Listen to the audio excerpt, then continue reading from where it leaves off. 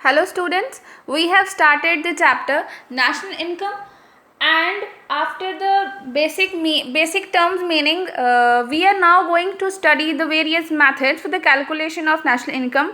Basically there are three methods for the calculation. First is value added method, second is income method, and third is expenditure method, that is also known as final expenditure method. We will talk about value added method first. We know that every individual enterprise adds a certain value to the product which it purchases from some other firms as intermediate goods. हमें ये पता है कि हर एक enterprise जो है वो intermediate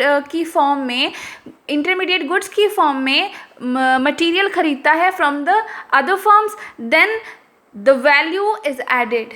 When value added by each and every individual firm is summed up, क्या किया जाता है, जितनी भी वैल्यू जो है वो हर फर्म द्वारा प्रोडक्ट्स में ऐड की जाती है उसको टोटल अप किया जाता है. Then we get the value of national income. तब हमें नेशनल इनकम की वैल्यू जो है वो मिल जाती है. इसके लिए एक एग्जांपल लेते हैं.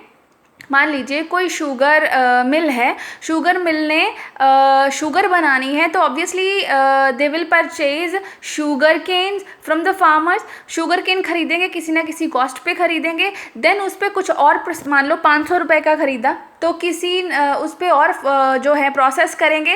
प्रोसेस करने के बाद ही शुगर बनेगी. उस प्रोसेस में मान लो उन्होंने खर्चा वगैरह किया और फाइनली जब शुगर बन गई तो उन्होंने उनका प्राइस जो है वो 700 रख दिया. तो टोटल 700 का प्रोडक्ट बन गया शुगर. पर उन्होंने ऑलरेडी इंटरमीडिएट गुड्स पे कितना खर्चा किया था, 500 रुपये. तो इसका मतलब वैल्यू एडेड कितनी हुई, 200 रुपये. 500 रुपये की चीज़ लेके 200 रुपये की वैल्यू एडिशन करके उन्होंने 700 रुपये का फाइनल जो है वो प्रोडक्ट बनाया है. इसी तरह हम लोग सारी फर्म्स की जो वैल्यू एडेड है उसको कैलकुलेट करके ऐड करते हैं, तब हमारे पास नेशनल इनकम की जो वैल्यू है वो आती है. Value added method is also known as product method, inventory method, net output method and industrial origin method.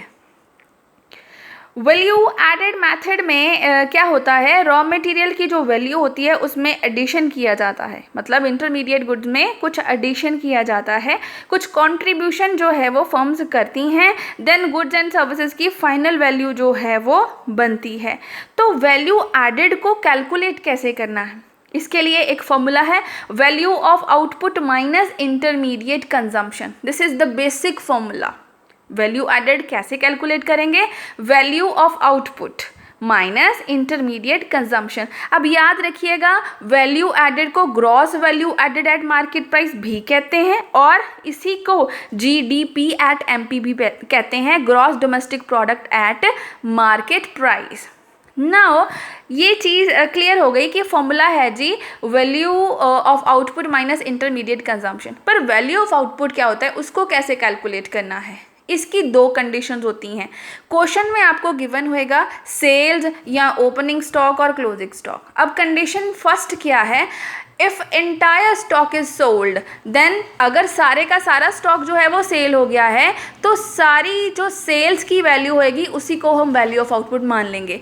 लेकिन अगर सारा स्टॉक सेल नहीं हुआ है, कुछ स्टॉक बचा हुआ है, तब हमें एडजस्टमेंट करनी पड़ती है, वो जो सेकेंड कंडीशन है. तो उसके लिए हमें फॉर्मूला लगाना पड़ता है, चेंज इन स्टॉक कैलकुलेट करना पड़ता है. चेंज इन स्टॉक कैसे कैलकुलेट करते हैं, closing stock minus opening stock. अब वैल्यू ऑफ आउटपुट कैसे आएगा, सेल्स में चेंज इन स्टॉक प्लस करना पड़ेगा. ठीक है, sales plus change in stock. याद रखिएगा पहली कंडीशन है entire output is sold, then sales की value automatically value of output हो जाएगी. अगर सारी आउटपुट नहीं सेल हुई है तो हमें फॉर्मूला लगाना पड़ेगा sales plus change in stock. Change in stock कैसे निकालेंगे, closing stock minus opening stock. अब जो वैल्यू एडेड हम लोग निकालते हैं उसको gross value added at market price भी कहते हैं और GVA एट MP भी कहते हैं, gross domestic product at market price भी कहते हैं और अकेला वैल्यू एडेड भी कहते हैं. कुछ भी प्रैक्टिकल्स में पूछा जा सकता है. सेम फॉर्मूला हम लोगों ने लगाना है, value of output minus intermediate consumption.